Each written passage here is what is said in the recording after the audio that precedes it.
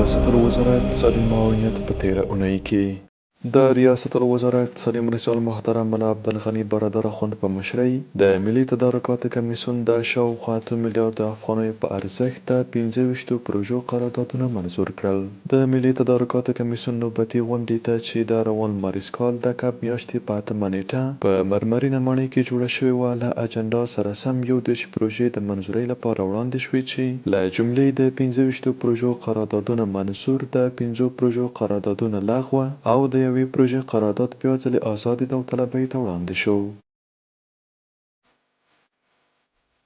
د ریاست الوزراء د اقتصادي مرستیال سلاکار حاجي محمد ابراهیم حکمت د روان مارچ کال د کب میاشتې په 9مه نیټه په کابل ښار کې د اصنافو ټولنې له استازو سره وکتل. دې ناستې ته په کابل ښار کې د اصنافو ټولنې استازو د مالیاتي اسنادو د بررسۍ، د جوازونو د ورکړې او تمدید، د تبلیغاتي لوحو د نصب او یو شمېر نورو برخو کې خپلې ستونزې او وړاندیزونه شریک کړل. ښاغلي حاجي محمد ابراهیم حکمت دوی ته ډاډ ورکړ چې ټولو ستونزو ته به یې د قانون په رڼا کې د اړوندو ادارو له لوري پر وخت او ښه ډول رسیدنه وشي.